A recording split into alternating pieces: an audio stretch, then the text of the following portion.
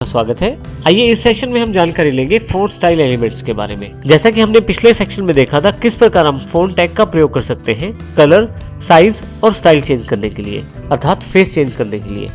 आइए इस सेक्शन में हम देखते हैं कि पहले से HTML के द्वारा काफी सारे टैग्स हमें दे दिए गए हैं जिसके द्वारा हम बेसिक फ़ॉन्ट स्टाइलिंग को आसानी से अप्लाई कर सकते हैं। जैसे कि यहाँ पे लेफ्ट हैंड साइड पे यदि आप देखें तो हमारे पास यहाँ पे B टैग है टेक्स्ट को बोल्ड करने के लिए, I टैग इटैलिक करने के लिए, U है अंडरलाइन करने के लिए, S है आपका सबस्क्रिप्ट करने के लिए, बिग बड़े अक्षरों में दिखाने के लिए और स्मॉल जो है वो छोटे अक्षरों में दिखाने के लिए। इस तरह से सब टैग है जो सबस्क्रिप्ट के लिए प्रयोग किया जाता है, जैसा कि एग्जांपल आपके पास यहाँ पे दिखाया गया है सुपरस्क्रिप्ट के लिए, जैसे 2⁻10। तो आइए इन सभी टैग्स को प्रैक्टिकली समझते हैं 20.font.html के द्वारा।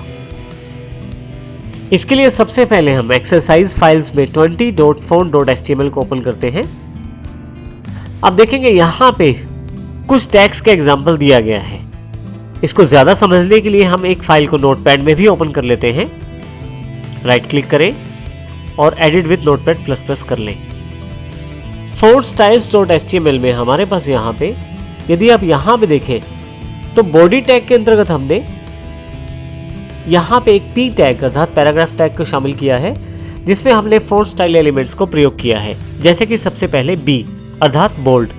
अब देखेंगे कि प्रीव्यू के रूप में जो ब्राउजर में हमने फाइल खोली है उसी टेक्स्ट को बोल्ड दिखाया गया है। BR का प्रयोग किया है हमने ब्रेक लाइन के लिए ताकि एक टेक्स्ट को दूसरे टेक्स्ट से अलग किया जा सके, ये सिर्फ समझाने के लिए है। अब यहाँ पे B टैग अगर आप प्रयोग करें तो जो अक्षर हैं नॉर्मल से थोड़े से मोटे दिखाई देते हैं। इसी तरह से यदि आप I अर्थात इटैलिक का प्रयोग करें तो अक्षर जो है वो थोड़े से टेढ़े दिखाई देते हैं। इसी तरह से U अगर आप अंडरलाइन टेक्स्ट देखना चाहते हैं तो देखेंगे कि लाइन जो है बिल्कुल टेक्स्ट के नीचे है। S है, S टैग का अर्थ है कि स्ट्राइक थ्रू टेक्स्ट जिसमें एक बीच में लाइन जाती है टेक्स्ट के। बिग टेक्स्ट नॉर्मल टेक्स्ट से थोड़ा सा बड़ा दिखाई देता है। स्मॉल नॉर्मल टेक्स्ट से थोड़ा सा छोटा टेक्स्ट दिखाई देता है। आइए अब सबस्क्रिप्ट और सुपरस्क्रिप्ट टैग को समझते हैं। यहाँ यदि आप ध्यान से देखें तो हमने कुछ टेक्स्ट पहले से टाइप किया हुआ है। यहाँ पे हमने सब के ओपनिंग और क्लोजिंग टैग के अंतर्गत जो वैल्यू दी है वो वैल्यू ही सबस्क्रिप्ट होगी, बाकी नहीं।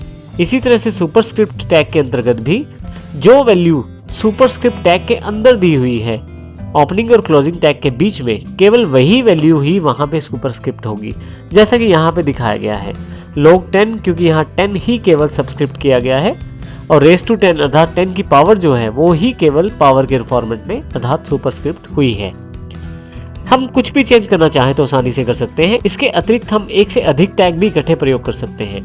जैसे इटैलिक को यहाँ पे मैं अपने बोल्ड टैग के अंतर्गत भी प्रयोग कर सकता हूँ। मैं इस फाइल को सेव करता हूँ और रिफ्रेश कर देता हूँ।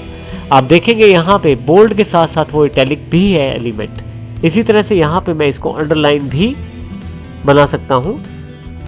अब बस आपको केवल ये ध्यान रखना है कि जो टैग आप ओपन कर रहे हैं पहले वो सबसे लास्ट में क्लोज होगा, अगला टैग सेकंड लास्ट टैग है और सबसे अंदर वाला टैग सबसे पहले क्लोज होगा। मैं इसको फाइल को फिर से सेव कर देता हूँ, फिर से रिफ्रेश करता हूँ। आप देखेंगे कि तीनों इफेक्ट इस टैग पे आ गए हैं।